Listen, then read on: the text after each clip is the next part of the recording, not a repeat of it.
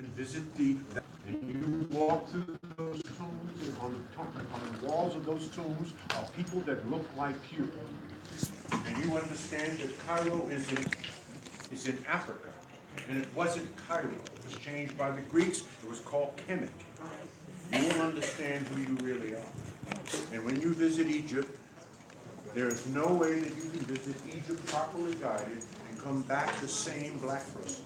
You will be a different human being. We take a group every year to Cairo, to Egypt. It was a 5-day cruise on the Nile to Abu Simbel. Abu Simbel.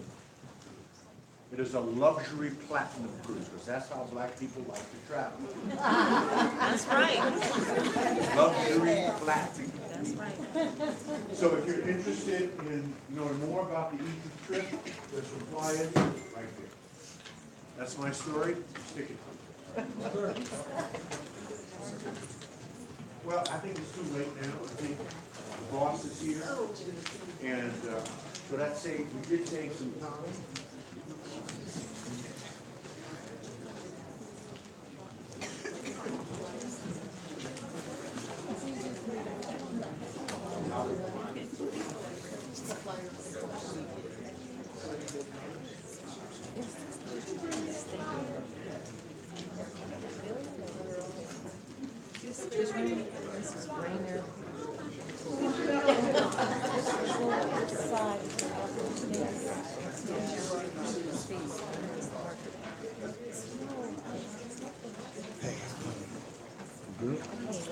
I might want to move a little bit. I think I might You want to. slide in there. You just got to talk to him and communicate. So he'll just let you slide up in there.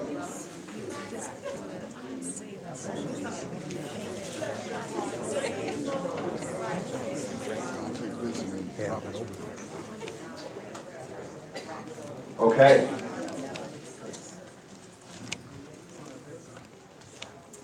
I've been given the hold on, so not okay. Just turn it around. Pull back. All right, well, welcome, folks. How are we feeling? Ready for economic revolution here in Denver? Yes, sir. Absolutely.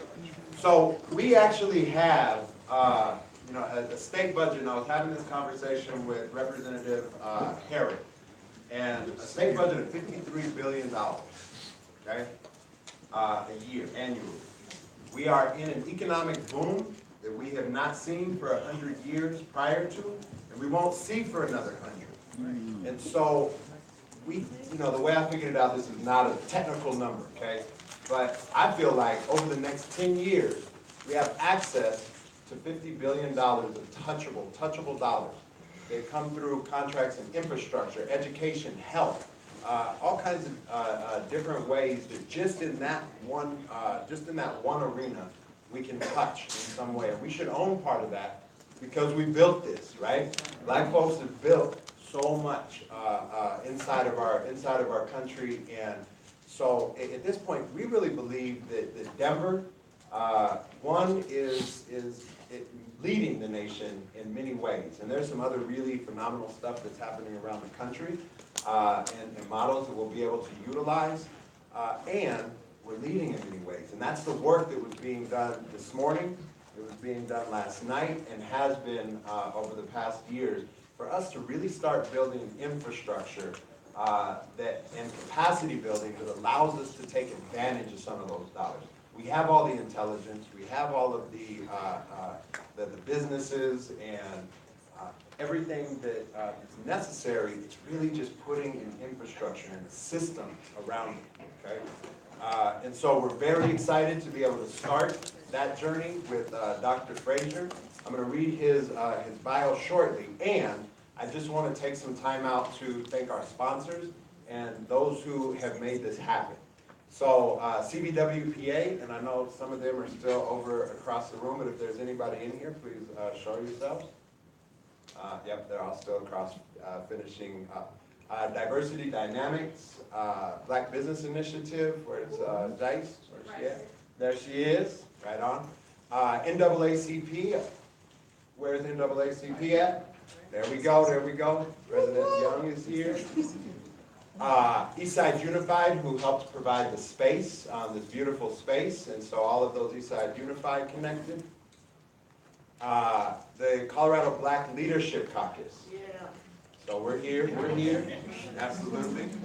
And some of these you'll see some collaborative, you'll see some hands going up a couple of times, right?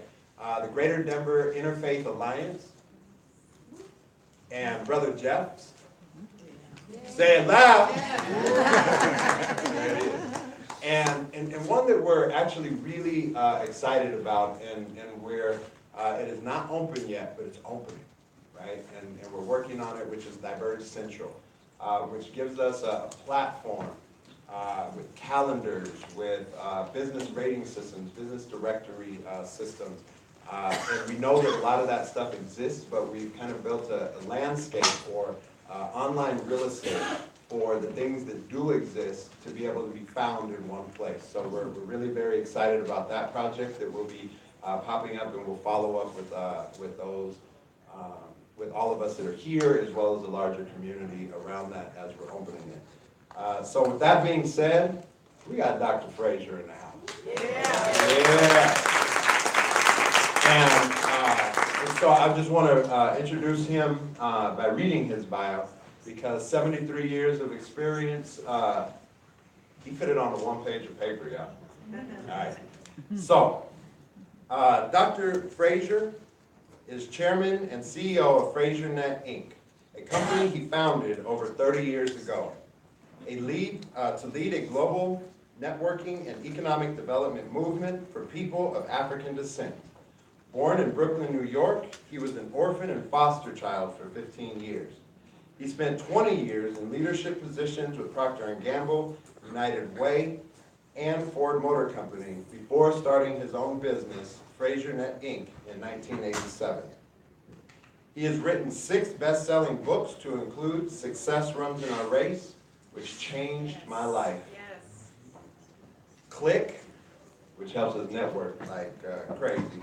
And most recently, Mission Unstoppable, Extraordinary Stories of Failure's Blessings, a book he co-authored with Les Brown. Upscale magazine named him one of the top 50 power brokers in Black America. And Black Enterprise magazine called him Black America's #1 networker and featured him on its cover. Dr. Fraser has been featured on 7 national magazine covers. He has received over 350 awards and citations, to include induction into the Minority Business Hall of Fame and Museum, 3 honorary doctorate degrees, a chaplaincy, and an ambassadorship. He is a certified financial education instructor and has an insurance license. He has been named one of the best speakers in America, and 5 of his speeches have been selected for global distribution by the prestigious Vital Speeches of the Day magazine, a first for any professional speaker in America. In 2016, President Obama awarded Dr. Fraser the President's Lifetime Achievement Award. Well deserved. Dr. Fraser is most proud of the 2 charter schools he helped found in Cleveland, Ohio, nearly 15 years ago, which educate nearly 300 inner-city Black children, of which 60% are boys. Dr. Fraser's final act to use his massive network of influence to join in the fight for financial literacy in Black America. He is now in the process of launching the WINS Wealth Building Centers and Curriculum. WINS, a refreshing and upgrading of the old school Black church wealth ministries. Over the next decade, thousands of new and well-equipped WINS centers will be open free of charge to all those who want to teach and learn the basics of money, financial services professionals who will get certified in financial education instruction and use the innovative WINS curriculum. He has been married to Nora Jean for 45 years and has 2 sons and 2 granddaughters. And I want to take just a moment before we invite him up to recognize also Mile High Melganics. And so members of Mile High Melganics, Can you just raise your hands? Is there, all right. And the reason that I say that is because look around. So often things like this are black women are taking such a lead around America, right? And in this room, look at the men, right? We're showing up. We're showing up to be a part of that leadership moving forward. So with that, Dr. Fraser, please join us.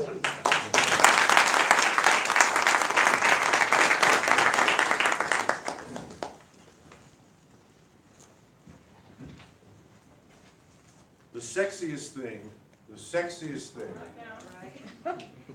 that a black man can do today is to lead. Brothers, that's sexy. You want to turn sisters on? Lead. I speak from experience.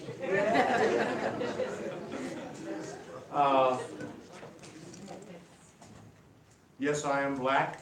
For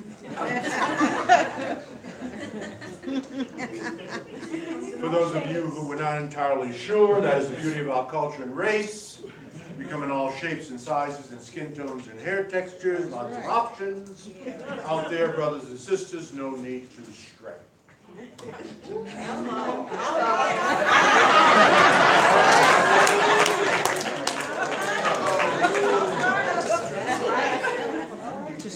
Now, I can say that because I've been married to the same sister. I said sister. All right. 45 big ones, that's 4 or 5.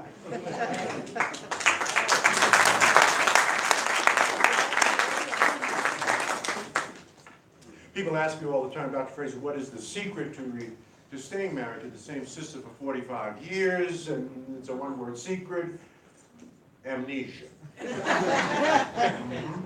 45 years, Nora Jean's going to do something stupid, I'm going to do something stupid. We discuss the stupid things that we have done, Bishop. We reach middle ground, we bless it and release it, never to bring it up again. And we go about raising our family, loving our children, and serving our people. Till death do us part.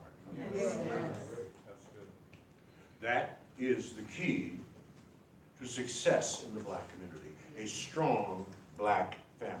A strong black family. That's a whole nother subject, which I will put a pin in, because we just don't have time to unpack that one. But it's huge.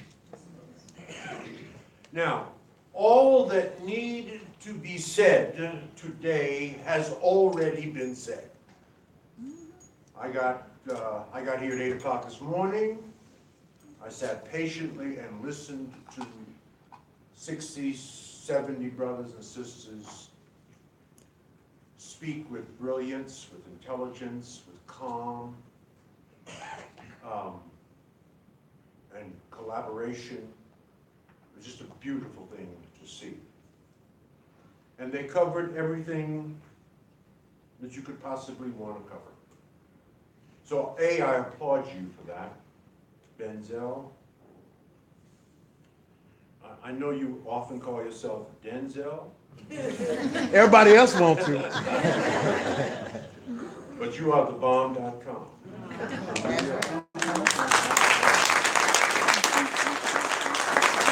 You are about and for black people. I love you for that. You are, in fact, a race man, as I am a race man. That we have committed our time, talent, and treasure to the investment and the upliftment of black people first. I didn't say only, but I said first. And I love you for that.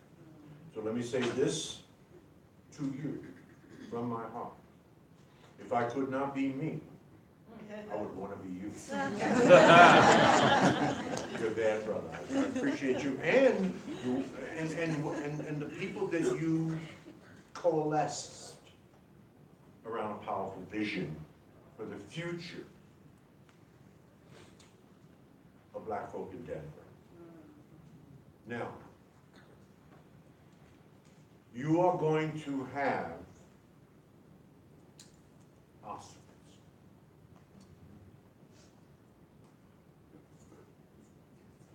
One of my favorite quotes is from Marcus Aurelius. Marcus Aurelius was one of the 5 great Caesars. And it was Marcus Aurelius who said that the impediment to action advances action. That what stands in the way becomes the way. Let me say that too.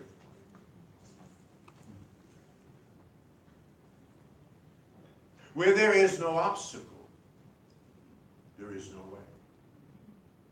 When God gives you an assignment, when you're ready, the next thing God does is places an obstacle in front of that assignment. And your job, your assignment, is to get over, around, through, under the obstacle. And when you prove to God that you can do that,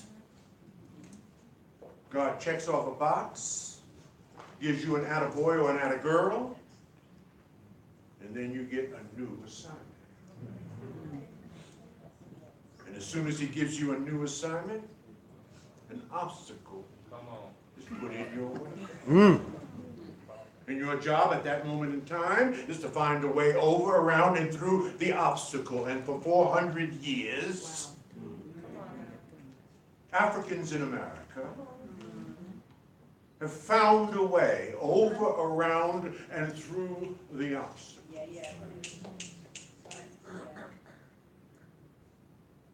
And when we look back on our lives, we understand that the obstacle for us is the way. We are an awesome and beautiful and powerful people. And we need to act like it. All right.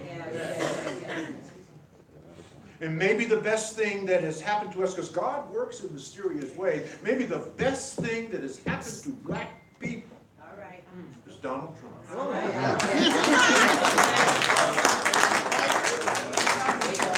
That racist, narcissistic fool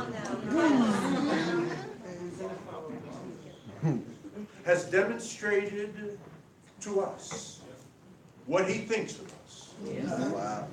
And what so much of America thinks of us. Now, we have always suspected. We have always complained. We've always saber-rattled what we now know to be true. America elected Donald Trump. And we now know what so much and so many of America think about us. But we've had that suspicion, we can almost say it ain't nothing new. But now it's been proven. It's been proven. So this is a good thing. This, I think, will motivate us to understand that we are in a state of urgency. We are in a state of emergency, if you will. Interesting article in the Wall Street Journal. I hope you saw it. Interesting. It said that financial illiteracy is an American problem. That's what the Wall Street Journal said. Financial illiteracy is an American problem. It demanded that America, both the public, private, and independent sector, invest billions of dollars in bringing America to financial literacy. That's the Wall Street Journal said in an editorial. Now, we know that when white folks catch a cold, black people catch pneumonia. So if financial illiteracy is an American problem, it is 10 times the problem in our community. We understand that. Therefore, it is time for us to put economic development and wealth creation, closing the income and wealth gap between blacks and whites in America. I did not say blacks and Hispanics. I did not say blacks and Asians. I did not say blacks and All Arabs. right. I said black and white folk. That's what I said. Because that's where our issue is.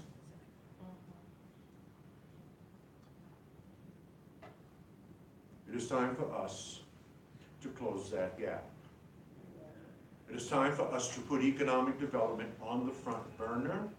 It is time for us to create a mantra and slogan around that idea. And that mantra and slogan, as I have been saying for the last 5 years, is that economics is the new black power. Economics must now become the new black power. All right. And this cannot be done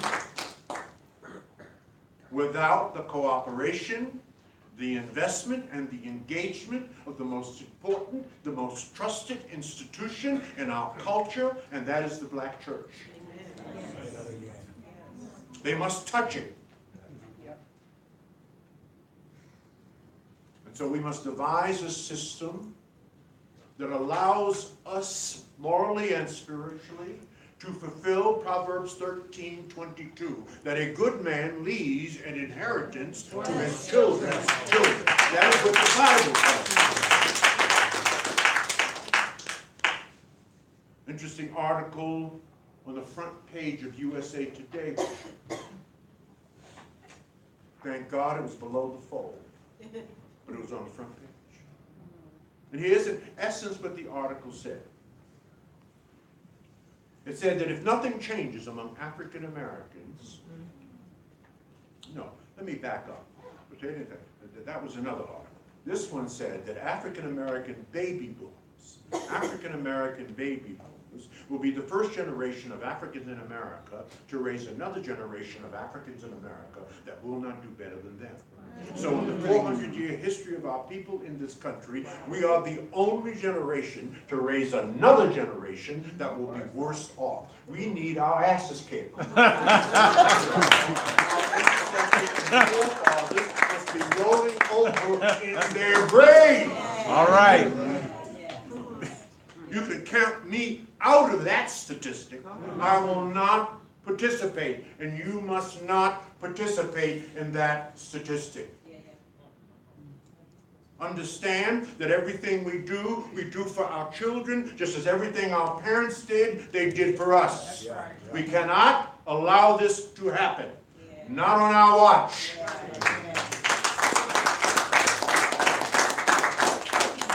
Further investigation, further studies, further statistics tell us, as written in the Institute of Policy Studies, a major report, a 200-page report on the wealth gap between blacks and white folks in America. Check it out on Google. The Institute of Policy Studies, April of 2016. Here is the conclusion of that study, and I quote from the study: if nothing changes among African Americans, it will take them 228 years, if ever, to close the wealth gap between blacks and whites in America, but it will take Hispanics 89 years. Wow. It will take us 228 years, if ever. I didn't add if ever. That's in the report. That's almost the amount of time it took us to become free from slavery. But why will it take 89 years for Hispanics and take us 228 years? Well, the answer should be obvious to everyone. What is the most important value in the Hispanic community? Familia, family. Therefore, they have two working on their economic state, and we have one. Dang.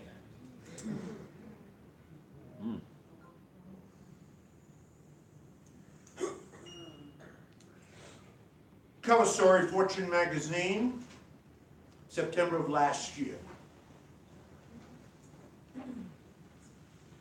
Very interesting story about the wealth gap between blacks and whites in America. Here's the conclusion of that study. By 2053, just 10 years after the country is projected to become majority non-white, black median families will own zero wealth if current trends continue. 20 years later, Latino median families will follow suit. White median families will continue to own six figures, $247,500. Fortune magazine, last year. So the prediction, with all of the think tanks in Washington, D.C., is if we don't get our act together, we will have no money in a market-based economy and a democratic capitalist society. We will work our way, brothers and sisters, into a second slavery. Now, that's not hype. I'm not exaggerating.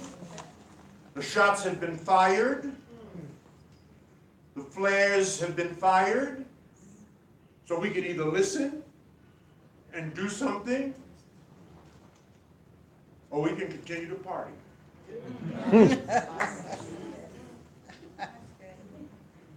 Make Grammy-nominated rap songs.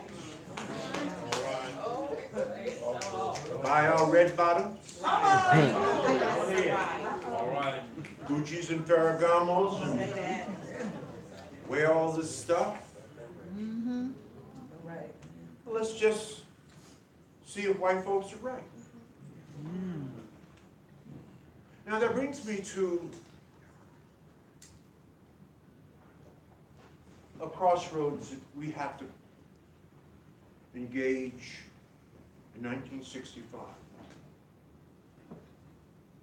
Daniel Patrick Moynihan at the wish of Lyndon Johnson, President Lyndon Johnson, did a major report and study on the state of the black family. It was called the Moynihan Report. Daniel Patrick Moynihan was a New York liberal Harvard graduate.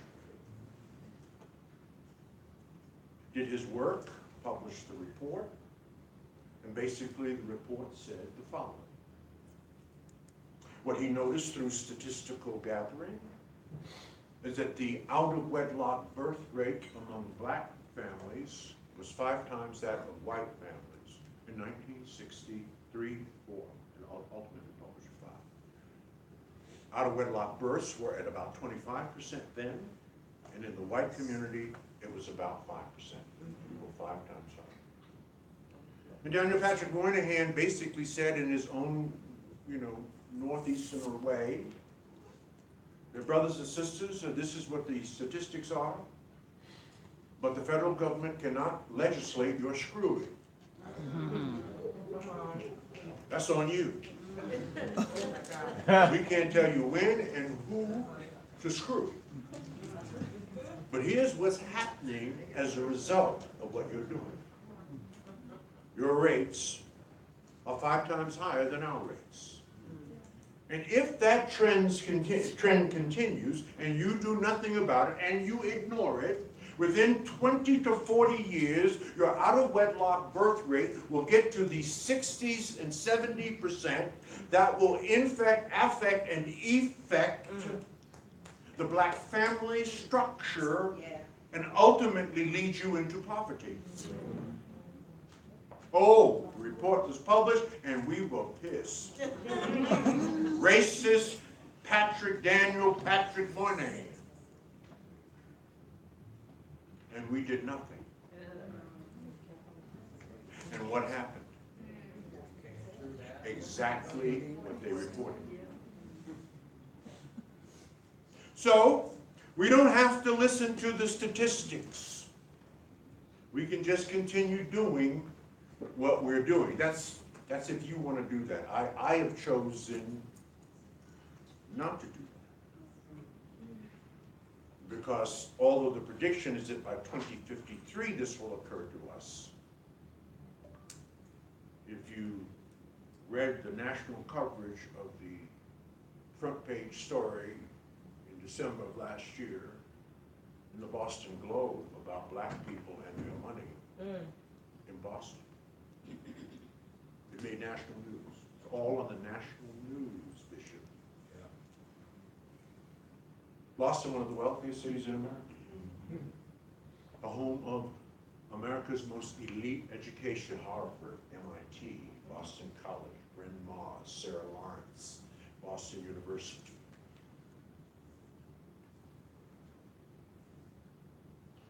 Here was the major headline in the Boston Globe. I read to you the headline. The headline was so egregious, even the headline had to qualify the end result. Here's the headline. This is no typo. The median net worth of black Bostonians really is $8. I said $8. One of the wealthiest cities in America.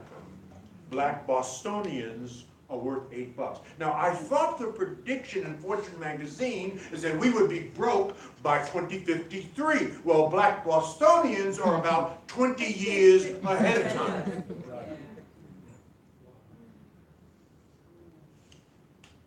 We don't have to do anything, but I'm recommending that we do something. I'm recommending that we tackle the problem. And I really see it, I talked about this earlier, I really see it as a problem because I'm an entrepreneurial thinker and have been all my life. I see it as a massive opportunity to provide education and training to 46 million black people. That's what I see. Massive. It's something that we're capable of doing ourselves. So, with that thought in mind, 3 years ago, I began thinking through what was the system that we needed to put in place to institutionalize financial education in the black community. Where must it first be housed and then expanded and extended to? And there's only one clear answer if you think clearly about this. It must take seed in the historically black church. There are 85,000 black churches in America. 25 million black people go to church every single Sunday. We are the most morally grounded, spiritually rooted people in this country. We are the most church-going people in this country. You cannot do anything of significance in black America without touching or it being led. Every major movement in this country, every major good thing that has ever happened to black people in this country was led by the black church, leadership from the black church. So it's got to start there. Now, there are 1,500 references to money and economics in the Bible. So this is no strange subject. We just need to bring the subject up more frequently. So, we launched this year WINS. WINS. WINS is an acronym. Wealth in the name of our divine Son. We know who that is. I created a little piece of poetry under WINS, and it says, for it is the wind that makes us soar, and it is the winds that bring change. WINS. There will be financial literacy centers, wealth building centers. That's how we're branding them. Now, I have a little experience with branding. I spent 13 years in branding and marketing and leadership positions with Procter & Gamble. Now, anybody know anything about branding and marketing? They are the beasts of branding and marketing. They invented branding. I sat at the feet of the masters for 13 years. I was the guy that was partly responsible for the launch of Pampers, which disrupted the cloth diaper category 40 years ago. So I know a little bit on how to package, design, and do the brand architecture for something as powerful as a brand that needs to bring us to literacy. We introduced it last year at the Power Networking Conference. We said, here's what's coming. And we launched it this year at the Power Networking Conference. We recruited. Now, I did the prototype. I have a WIN center in my church for the last 14 months. So I was sort of the test market. We're now doing what they call in the branding world a soft launch. So we've got 15 people around the country. We will be meeting in October for the final train the trainer. Each person directing a WIN center must have some history in the financial services industry, and then they must get a CFEI, which is a certification in financial education instruction. You see, because you are a stockbroker doesn't mean that you can teach financial education. It's no different than basketball. Michael Jordan is the baddest basketball player who have ever played the game, but he would fire himself as the coach of the team that he won because he cannot coach. But Phil Jackson was a mediocre basketball player, and Phil Jackson has 11 rings, and 9 of them are for coaching. Because you can play basketball doesn't mean that you can teach basketball. Because you can read doesn't mean that you can teach reading. Because you can do math doesn't mean that you can teach math. You have to be certified. I have 2 African-centered charter schools, and you cannot teach basic reading in my charter school without certification in reading. Why would we allow our people to teach our people something they're not certified in teaching? And this is especially true for black people because we learn differently. We are oral, visual, tactile, kinesthetic, and auditory. We're oral, visual, tactile, kinesthetic, and auditory. This is why the 85% of white folks that teach our inner city children can't teach them. Right. Because they do not understand our learning and teaching style. We are an archival, we are an oral people. White folks are archival. They write,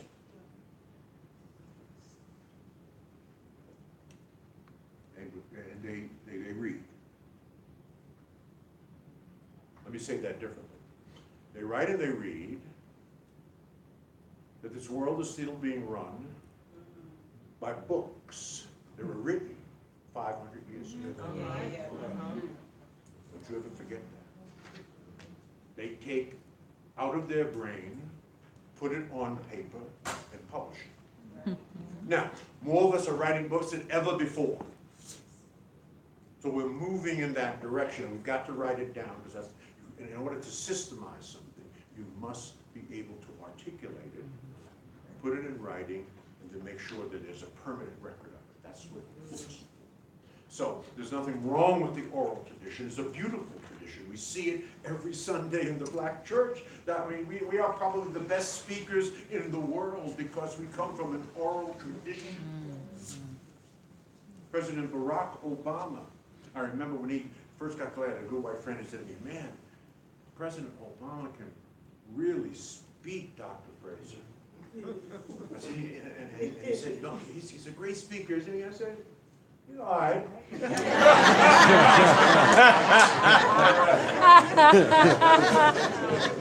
said, have you ever heard Freddie Haynes? Yes. All right. Have you ever heard of Gardner Taylor? All right. Ever heard of Howard Thurman? You ever heard Jeremiah Wright? Oh yeah, I heard Jeremiah Wright. Of course you ever heard Jeremiah. So we have an oral tradition. We learn differently. We have to learn. So we have to teach our people differently about wealth building and educate them differently around literacy. And we have designed a curriculum, a special, culturally specific curriculum, using special tools and ideas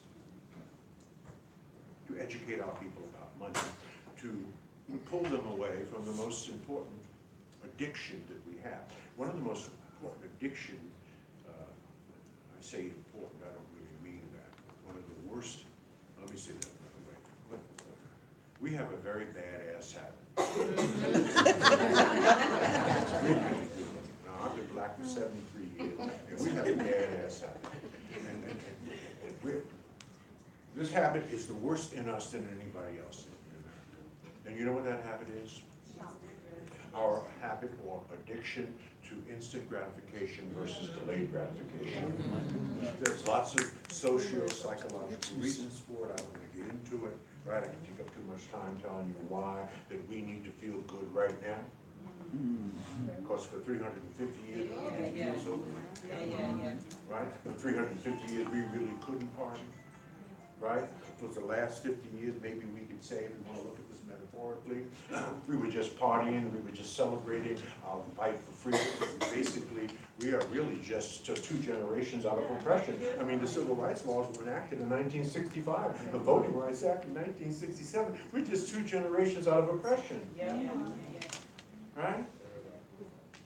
And the Jews did not get to the promised land after they were freed for how many years? 40. Right? They misbehaved and had to get their stuff together for 40 years. Well, you know, after 350 years of the crap that we went through, maybe we had to just do a little partying. You know, buy a little something, something. Nice. For a change, right? But now, you know, it's 40, the 40 years is over, the party is over, brothers and sisters. All right? So we now have to do the right thing. So we are opening the WIN Center. It is a system, as you've heard me say yesterday, that ideas are wonderful, but systems are better. We are the most creative people on the planet. We are. There's nobody more creative than black people. That is a special gift that God has given us. The moral and spiritual grounding gift and the gift of creativity. We invented jazz. Think about it. Jazz is 80% improvisation. Improvisation is creating an idea per second. John Coltrane was alive and you invited him into this theater to play My Favorite Things, his classic. He would blow it out of the water. Only 10% of it you would recognize. The melody, that's the only 10% you would recognize. The rest of it would be totally improvised. If he went home and you invited him back tomorrow to play the same song, it would sound entirely different. That's how creative, that's the power of our creativity. But we ain't that good at building systems. Probably the best system, Bishop, that we've ever built is the system of the black church. That's it. The second best would be our fraternities and sororities. That's a system. So we have to move from just wonderful, creative ideas, you know, being great football, baseball, basketball players, right? We're the talent, but we don't own the system. We don't even own rap. Wow. You know? We don't own rap. We create the music. You know, we do the singing, dancing, playing football, yeah, but we don't own the system. The system is a system to produce, to package, to manufacture, and to distribute. What is the distribution system for football? The stadiums.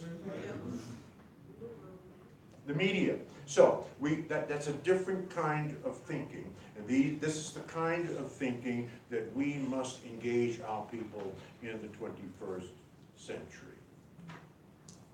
Now, all of this will come under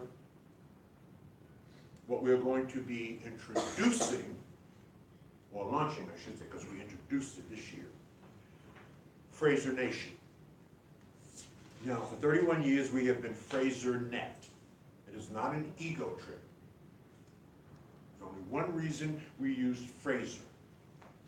Because the brand has been around for 31 years, and it has trust and loyalty. And a fine reputation. Right? So in the branding world, I learned this from Procter & Gamble, this is called brand extension.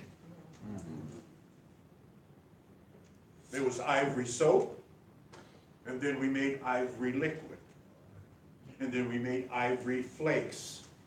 And the reputation of Ivory soap gave the halo effect to the extension of that name and brand. It's the same science, brothers and sisters. Except you don't know it, and I do. Now, some of you may know. So, that's all it is. It's not an ego play. It is leveraging the reputation of your brand. Now, the theme for Fraser Nation is citizens of generational wealth. Citizens of generational wealth. That's the theme. Under Fraser Net for 31 years, we had 3 words that described who we were. and what we offered.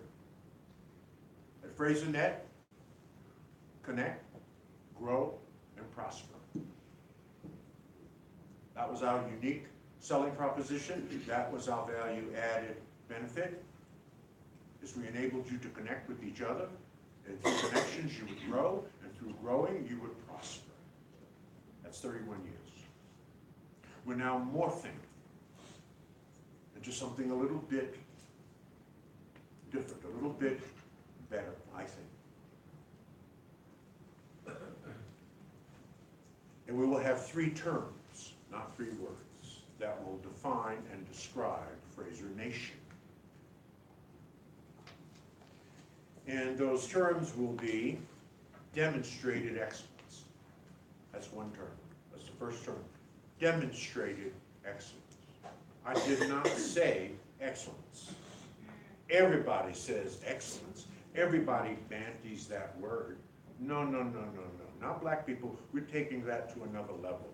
We're talking about demonstrate to us your excellence. I hear your mouth running and your lips moving. I know you talk in excellence. Prove it. Where must that excellence be? It must be in knowledge of self, a deeper commitment to personal growth and development, constant never-ending improvement, and lifelong learning. All of this will be synthesized under Fraser Nation as demonstrated excellence. Demonstrate to me that you got it going on. That's right.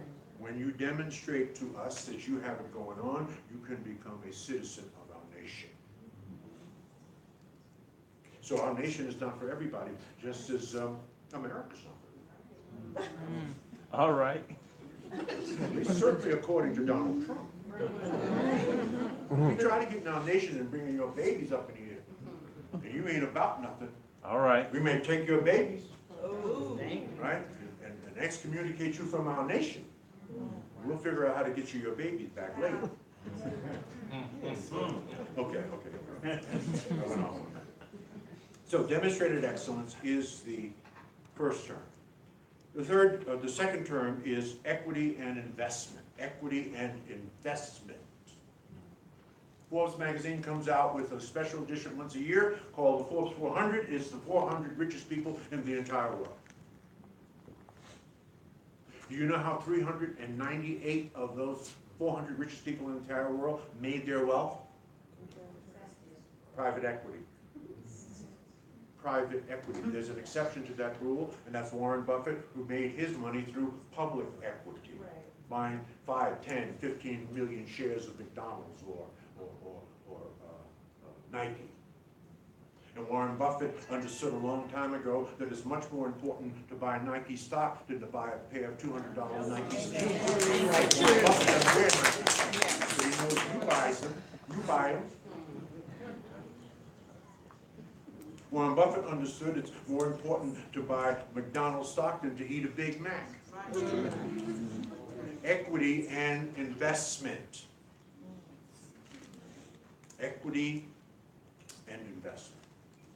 That is the second term. You're about that. We can lead you to equity plays.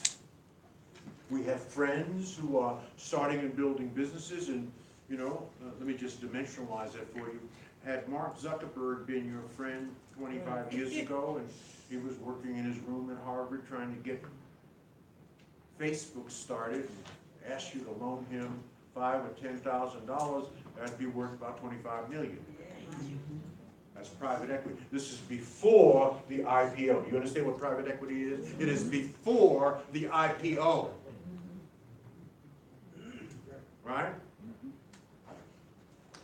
Then there's public equity. So, equity and investment. And then finally, the third term for Fraser Nation will be entrepreneurial thinking. Entrepreneurial thinking. I did not say entrepreneurship.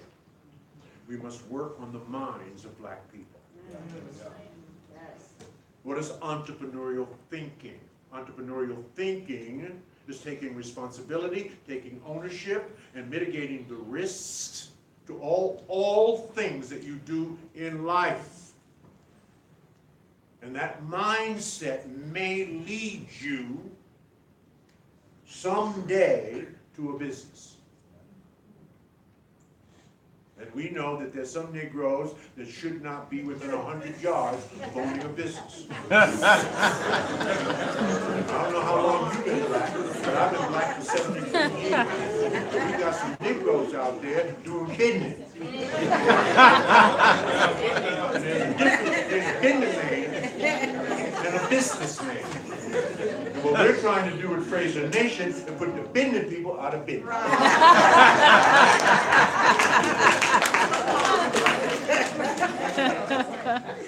Because they're messing it up for those of us who are trying to do serious business. So, that's the next thing. And then to aggregate the brothers and sisters, the institutions and the organizations that demonstrate excellence on a regular basis, and to make them a part of this Fraser Nation, which will be a system. It is a system that will be institutionalized over a long period of time. It will be membership-based and chapter-based, and people heading up each state for the various chapters in that state, guess what they will be called? Governors. We have a nation. When you head up a state in America, what do you call them? A governor. So we will develop nomenclature that connotes dignity, respect, and power, and demonstrated responsibility and demonstrated excellence. That's where we're going. Finally, and I'm going to end on a couple of notes and then take questions, and then roll up out of here. To return sooner rather than later. Right, Benzel? Absolutely. What, 3 minutes? 30. Okay. Okay, so I want to leave. Now, is it 30 before we're going to leave there at 4:15? I just want to get the timing right. Yeah, we'll have a, so 3:45 is our stop with you at the Right, podium. what time is it now? It's 3:15. 3:15, okay, good. All right, so I'm going to leave some time for questions, but I just want to leave you with one little tip. I have traveled the globe. I've met some of the most powerful and most important people who have lived, from Malcolm to Martin, Oprah, and Denzel. And what I've discovered in observing them and befriending them, they have one very, very simple little secret that they are able to act on that less than successful people are simply not able to do. What is that secret? They have the ability to remove toxic people and bloodsuckers from their life. Wow. People who drain you of your time, your energy, and your patience.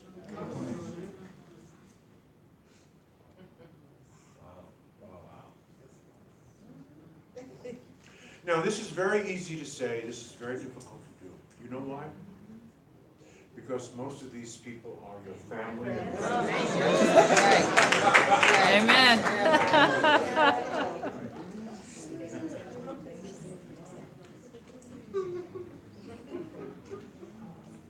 Strangling is not an option.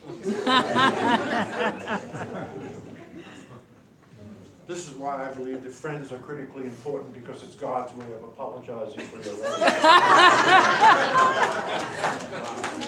You can pick your friends, but you can't pick your relatives. There's an old saying, if you love something, set it free. If it comes back, it will always be yours. If it doesn't come back, it was never yours to begin with. But there's a big but on that, brothers and sisters. If it sits in your living room, messes up all your stuff, eats all your food, uses your cell phone, takes your money, and doesn't appear to realize that you have set it free, you've either married it or you gave birth to it.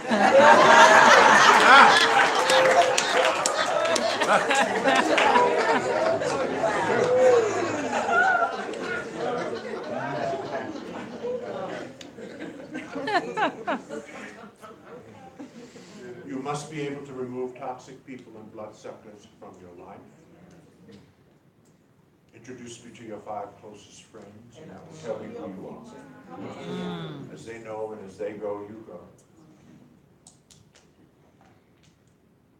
Business is about relationships. Without relationships, you have no business. Without relationships, you have no business being in business. That the business you're really in is in the business of building relationships. So your relationships are everything. 15% of your success in life will be determined by your skills. But 85% of your success in life will be determined by your interpersonal and people skills, your ability to cultivate, nurture, and develop relationships at work, at home, and in the community. There are 3 networks you're going to have to work on for your entire life, through every passage of your life. If you're lucky, you'll get 8 passages. Each passage is about 10 years. Let me explain that to you. You're a different person at 10 years old than you were at 1. You're a different person at 20 than you were at 10. Let us pray. You're a different person at 30 than you were at 20. You're a different person at 40 than you were at 30, 50 than 40, 60 than 50, 70 than 60, 80 than 70. You're constantly evolving and changing, and people are platooning in and out of your life through every passage of your life. And if you don't have the good sense to understand who is with you and who is not, you're going down. You ain't getting where you're supposed to go. Smart people rarely hang around stupid people unless they're related to them. I'm just telling you, unless you associate with some people, the more your life will improve. And you better understand that. When God wants to get into your life, God will send a person. When the devil wants to get into your life, the devil will send a person. Your task in life is to determine which one is which and who has been sent by whom. Our enemies have been anointed to have us do those things that we would never consider doing. It is written in the 23rd Psalm. Read the 23rd Psalm. Thou preparest a table before me in the presence of thy enemies. Now you better be able to discern that. Now, I don't know who I am talking to here this afternoon, but I'm telling you there's somebody in your life that as soon as you humanly possibly can, you must bless them and release them. Yes. Or it's not going to happen for you. This is huge. I'll put a pin in that. We'll pick up with that in chapter 2. Benzel, and I hope and pray, by the way, that you help this brother do this work. Let me say that differently. Money is the mother's milk of all intentions. And without money, all you have is a good damn intention. But nothing will happen. You have a great start. This is an important initiative. This is for you and about you. Make sure that it has the mother's milk that it needs to take the next steps forward. You cannot have a baby and not give it its milk. So I ask for Benzel, that you do everything you can, that you make a commitment to this idea, to your future.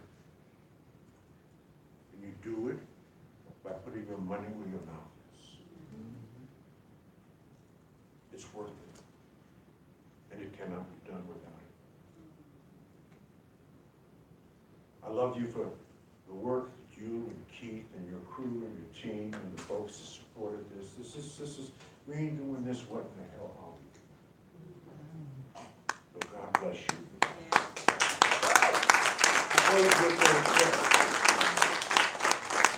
prayer that we use at the Power Networking Conference every year for 17 years. We call it our ancestral recognition prayer. This is how we close the conference every year.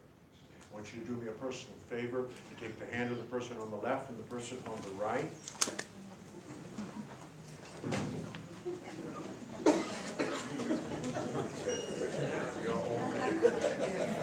You do not have to stand.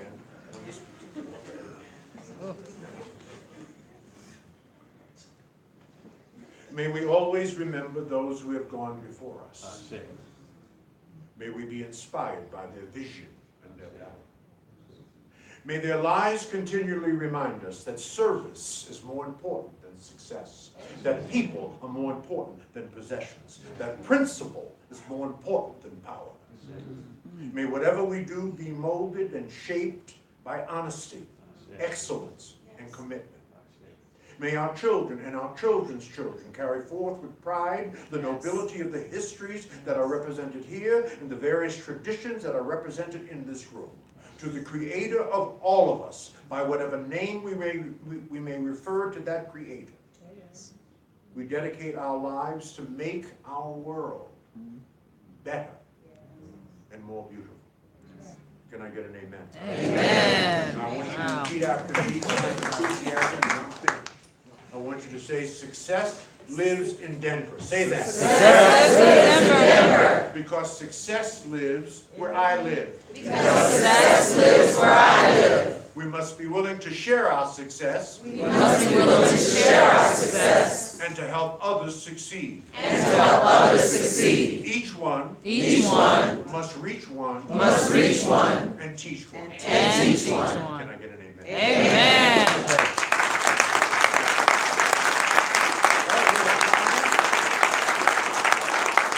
Our four pillars, in the way that you talk about our four Oh, pillars, okay. maybe being a start, and then we'll take other questions. Okay. In our core curriculum for the WINS Center,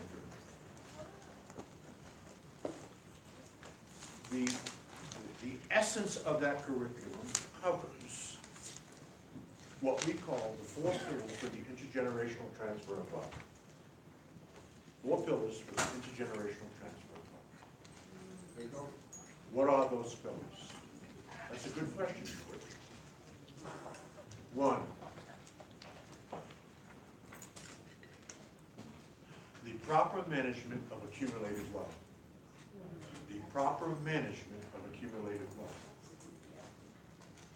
So if you win a lottery, or if you're one of them brothers and sisters that earn $10 million or $100 million in your 10 or 15-year career, that within 5 years of you retiring, you're either broke or in bankruptcy, that is the improper management of accumulated wealth. There are 35,000 black millionaires. Are they properly managing that wealth? There are 2 million brothers and sisters in America with a net worth of $400,000 or more.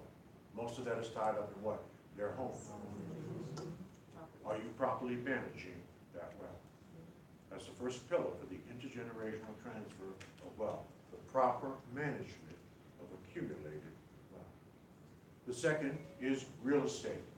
What's the first thing God gave Adam? Real estate. What's the first thing God gave Isaac? Real estate, real estate, real estate.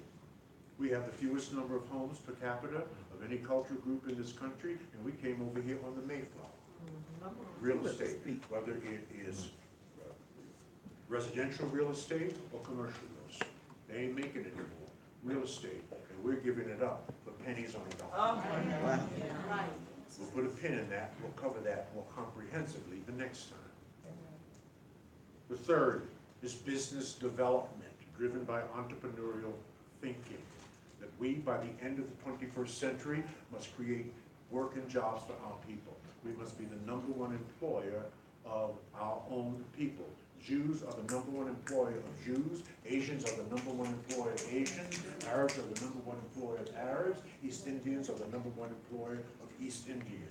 Every immigrant group that has ever come to this country has understood that but us. We must ultimately become the #1 employer for our own people. And by the way, if you go into a Chinese restaurant and there are 4 brothers serving you or waiting on you or cooking, leave. That is not a real Chinese restaurant.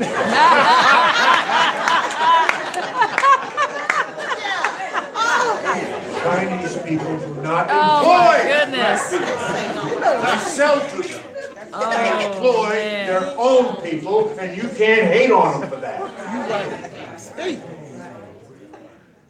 I have breakfast in a little Jewish deli in Cleveland, which has the 5th largest Jewish population in America. And guess who's employed in there? Jews! God bless them. So, business development, so that we create work and jobs for our own people. That's the third. And the final one is proper insurance. 60% of all wealth transferred in America is through strategic and tactical placement of proper insurance. New York Times, in an article last year, came out with a piece that said that more black people had insurance on their cell phones and on their lives and the lives of their children by a factor of 10. So we think our cell phones are more important than our lives and the lives of our children. Wow. I can show you very easily, I have an insurance license, I can show you very easily for $100 a month how you can make your daughter or granddaughter or great-great-granddaughter a millionaire, tax-free, through strategic and proper placement of insurance. One of 3 things is going to happen to you in life. You're going to live too long, you're going to die too soon, or you're going to get sick. That's what's going to happen. I guarantee you. There is insurance for that. And no more will I be investing to GoFundMe campaigns to bury your grandma. I ain't doing that anymore. Proper insurance. So we will be narrow focusing on that, Bishop. My goodness. In our wealth ministries, which will be fueled by people in financial services industry, and they will be fueled with a license, a certified financial education instruction. Okay, you wanted me to comment on that? I just commented. Questions? Yes. How do you get involved in investment when you may have a small amount of money, and not just retirement, but like investing so you can actually have money, like you said, for your children or just yourself? How do you start? Come to the Power Networking Conference. You should have gotten a little flyer. Did everybody get a little flyer? It said Power Networking Conference on it? You notice there's an offer on there? You know what I'm talking about? Yes. Were they passed out? Yes. I wasn't at the She said, who doesn't have one? I don't have one. Wait a minute. Did your people not do the job? They did. All right, so they think some said, people came in. Manziel said they did the job. Oh, here we go. Right? And you say, that's what I'm talking about. Here we go. Ready? You have them. They're out there. There Yes. you go. Someone else get. That's a registration, that's a pre-registration for a $2,100 complete conference package for $599. So everything I just talked about will be articulated, the opportunities will be presented in spades at the conference next year. By the way, the celebrity that will be at the conference next year will be Damon John. How many of you are familiar with Damon John from Shark Tank? All right? So it's a conference like no other. If you're interested in getting a 75% discount on the $2,100 package, fill out the form and give it to me. And you got it, but the price is going up And- as we get to the conference. Yes? And in the meantime, just as in the meantime, between now and then in Houston, because we're gonna bring Power Networking Conference to Denver. I'm gonna say right here. In the meantime, with the little bit of extra that we might have a month, let's say we have an extra, after all the bills are paid, critical bills, we have an extra $400 a month. How do we increase that? What are maybe to that question? So if, How do we in fact, invest that properly? you have a $400 a month, $100, $300, whatever it is a month. I can make you wealthy with that. Very conservative. Again, I can show you investments that are moderately low risks, right? We can put you into different kinds of policies, right? That if you chart the course and stay the course, right? Over time, you will have, and I wish I had time, I was gonna actually want to show it to you on the screen on how that really works. I wanted to show you an illustration on how $100 a month, right, for a moderate period of time can lead to about $5 to $6 million when you get ready to retire. Okay, that's what This is we how need. sophisticated. That's what you need to show. Insurance, right? It's called an index universal life policy. An index universal life. It's indexed to Dow Jones. There's no downside risk, only upside potential. It's insurance, and it has living and death benefits. You see, this is the kind of education we need. You need living, you don't want to benefit from something just when you die. You want living and death benefits. But you are going to get sick first, generally speaking. Right? So we don't have time to get into all of that. If you're interested in knowing more about these policies, just email me.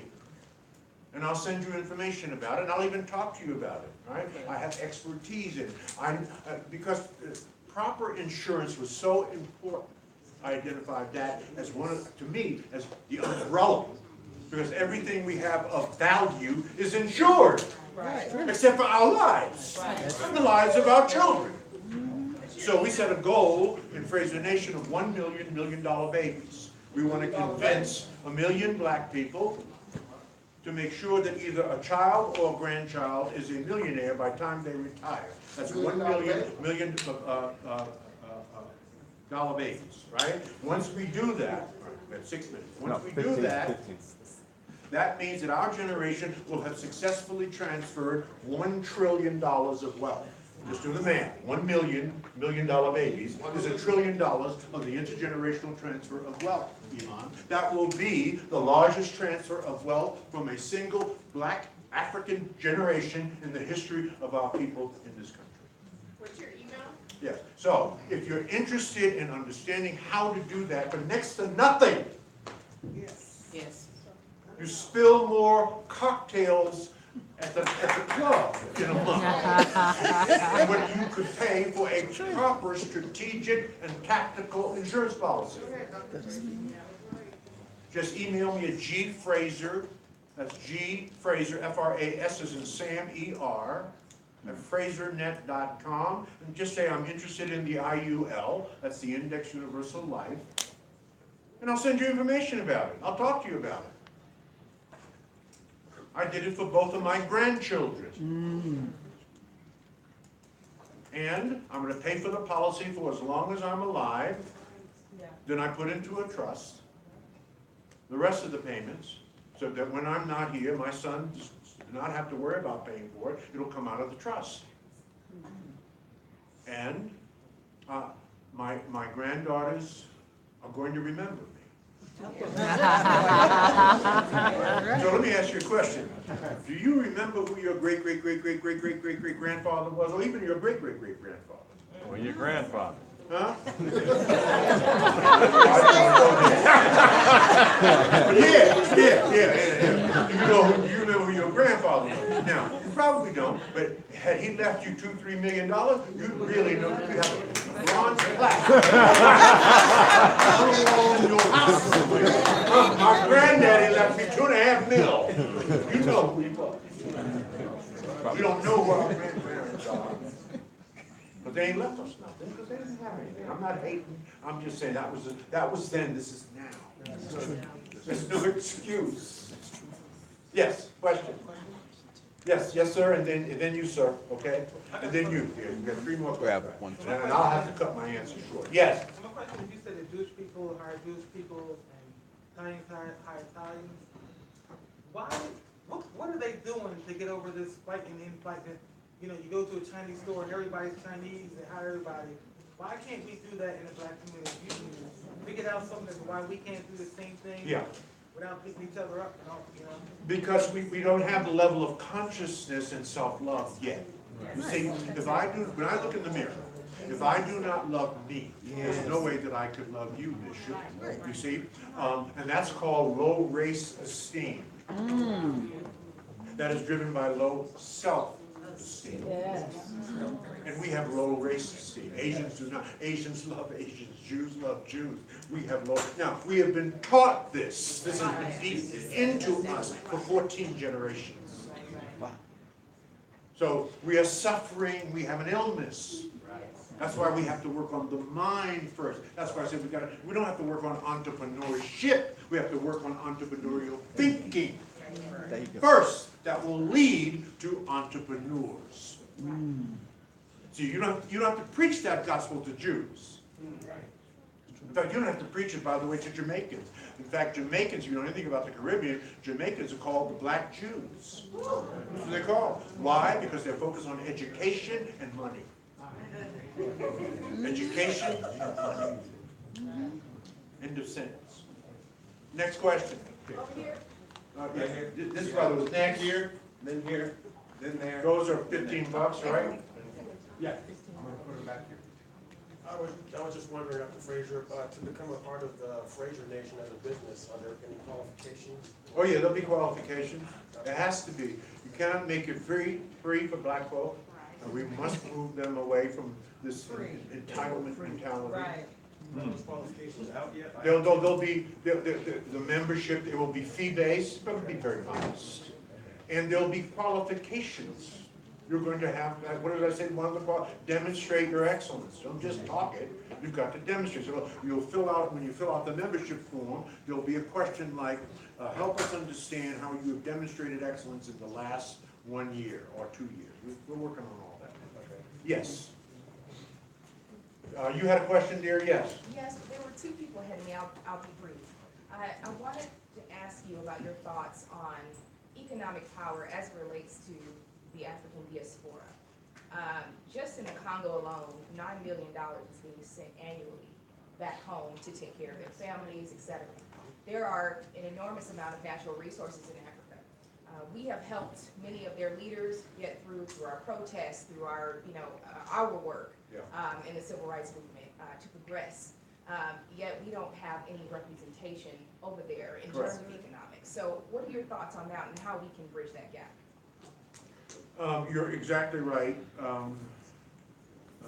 God placed African people on the continent that is the richest and wealthiest as it relates to natural resources. I've been to Africa 31 times. I've done business in Africa. But Africa, at this moment in time, almost no matter where you go in Africa, there are a few exceptions to that rule. You really, really, really need to know who you're doing business with. It is a relationship-based business environment. And if you don't, may the Lord help you. They're wonderful people, they're good people, but corruption is embedded in their system. It'll be a while before they rid themselves of that. I have some stories about me actually getting caught up in a corrupt situation regarding a speaking engagement in Nigeria. Right? They wanted me there for 4 days, and just tell you very quickly. And I said my price was $50,000 plus three limousines. But in other words, I'm in the middle of the limousine. There's a limousine in front of me and a limousine behind me. You have to protect yourself from being kidnapped if you're an American in Nigeria. So they said, okay, let me get back to you with $50,000. They got back to me in about 3 days. Said, wonderful, Dr. Fraser, we want you as 5 years. You're going to be speaking for the 80th birthday of Yakubu Gowon, who was past president of Nigeria. He said, now we need for you to invoice us $150,000. I said, $150,000? I said, I'm charging $50,000. He said, no, it's $50,000 for me, Dr. Fraser. I'm your agent. $50,000 for the government person that approves the payment of this. I said, but Dr. Fraser, that's just how we do business. Yeah, there was a silence.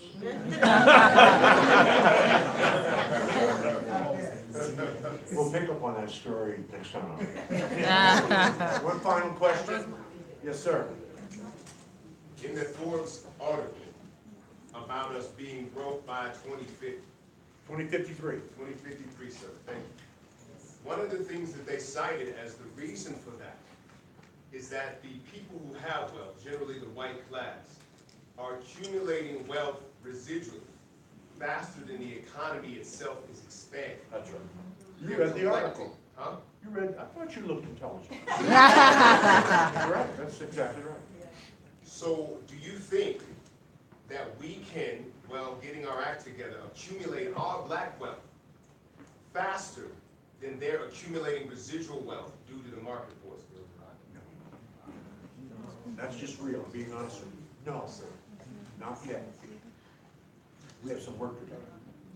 Not that we can't, because once we get it, once we understand it, once we're literate, we're very creative. Right? Once we unleash that African power, ain't no telling. That's why they had to rid that from our minds and from our thinking. Right? You go to Egypt, and you see what we were doing 6,500 years before Christ, right? We were talking about Wakanda on the real. That's what Wakanda, right? We were doing things they still haven't figured out 6,500 years ago. All right? So they had to rid us of that knowledge, thinking that we had all that in a bag of chips. And we were. So, no, it will take us a while to remember, let's say that, to remember who we really are, and to begin to close the gap geometrically. That's going to take a while.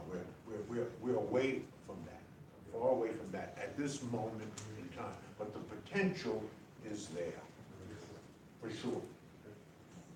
When you look at our history, that's all. Just look at our history. When they were living in caves eating each other, we were building pyramids, solving complex engineering problems. Yes. Wait, yes, you have one more question? Where's Benzel? Benzel, are we out of time? Yeah. We got 3 minutes, sell some, 3 minutes. Okay, so Yes, my dear. how do we address the issue of getting finances for starting businesses? Because a lot of banks are not giving us the finance to even get started. Yeah, but that's the biggest question in Black America, access to capital. Yes. And I get that. That's a conundrum wrapped up in an enigma. So to answer that question, you're going to get it the way I got it, and the way most of us, because I hang out with entrepreneurs, right? You're gonna seed your business the way most of us seed our business, with 3 categories of investors: friends, family, and fools. How do we get the But most? then you have to, and I say that with love, but you have to help them understand that one of the keys to wealth is equity, private equity, right? Getting started with something new before everybody knows about it, right? You're in that private equity play, right? So you're gonna have to convince them of that. How do we get the most out of it? If we own our homes, how do we get the most investment out of our home? How do you get the most investment out of your home? Right, how do we use that to, the equity, equity? and how do we make that work Oh, even you better wanna, for us? you wanna know my secret? I'll tell you what I did. Yes. All right, I had a home, bought a home in a Shishi-Poo suburb, this is 35 years ago. Shishi-Poo suburb of Beechwood, Ohio. And as soon as I bought it, I took a second mortgage on the home, right? I pulled out what equity actually I put in, because I put in a chunk, right? I'm gonna show you in a minute. So I took that equity out quickly, but I wanted to put my family in a home. I was a newlywed. I then used that equity in the hood, because if you know anything about Cleveland, there was an area of Cleveland called the Buckeye area that was a Slavic area that began going black. And we know that Malcolm Gladwell tells us that the tipping point is once it becomes 20% black, white folks are gone. It says white people aren't even comfortable when they're 80%. So we were leaving, right? And I was able to buy 6 homes, 2 and 3 family homes, all next door to each other, right? for under $10,000 each, and these were pristine homes. Now remember, this is 35 years ago, for under $10,000 each. I didn't even have to clean them up. I then put them all with Section 8 families with children. I made sure that they had children. And then I gathered all the families around. I said, listen, someday these homes are going to be yours. Right? Then I'm going to sell these homes. I'm going to accelerate my depreciation in these homes. I'm going to get my taxes down to zero. When all of my accelerated depreciation is gone, I'm going to sell these homes to you for pennies on a dollar. Then so you're going to be taken care of and paying rent on something that someday you will own. Wow. And that's what I did. That's good. I made a fortune. They had 6 homes. I think that's the way to do well while doing good, to make a profit and to make a difference. Right? Our job is to do what? To learn, earn, and return. There you go. That's good. Give him a hand.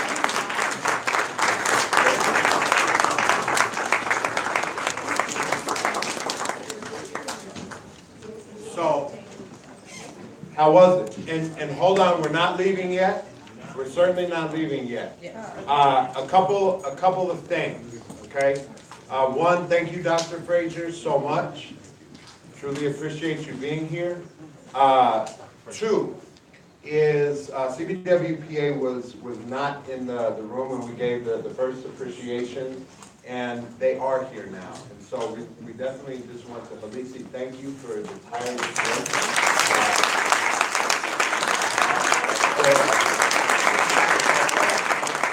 That you put into this, into the movement building, because Denver is building movement around this. Second thing is on the board in the front, there's going to be some flyers for some stuff that's happening August 5th. There's Interfaith Alliance is going to be having an event in Park Hill, bringing things together. That will be our first touch point, okay? Moving forward, and then we have some others. So if you know of something that can integrate, right, this economic movement moving forward over this next 6 months, where we can touch point things in there, please do record that on the board. The third thing is this, and I'm going to let Halisi also give her 2 cents inside of it. Did any of y'all hear him say that he's from Cleveland? Yeah.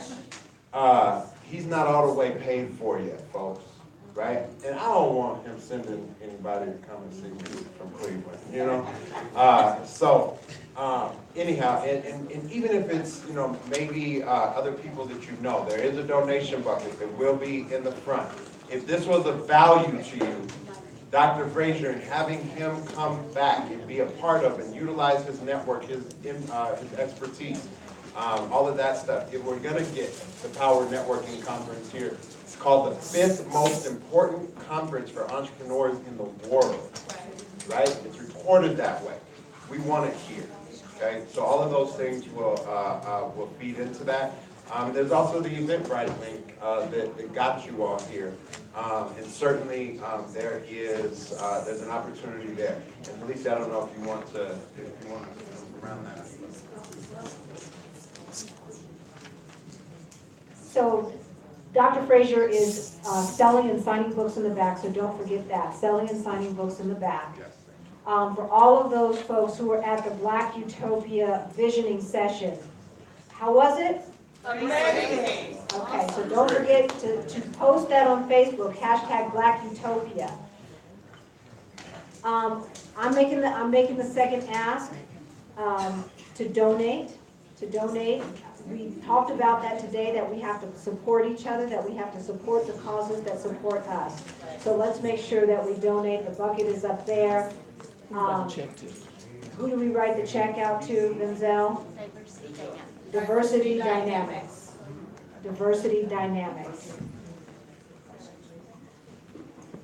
The CBWPA put $1,000 towards the cause today. A little bit more than that, actually. Well, yeah, come here for that. Here's my treasure. Good. Okay. So I'm asking all of you guys to donate towards the cause as well. We are having our second Courageous Conversations around race on September 12th. We are bringing out Dr. Jessica Gordon Nimhard, who has written the book on worker cooperatives and black cooperatives in the African American community. And then a number of other folks will be on the panel, including Jessica Holguin of the Community Wealth Building Network. And I just announced it, and she she just found out just now. So I thank you all. Give yourselves a hand. Thank you, Colorado Black Women for Political Action. And so when he signs the books, if you guys want a picture or any of that in front of that sign, if you're signing it, we're gonna get out of here at 4:15.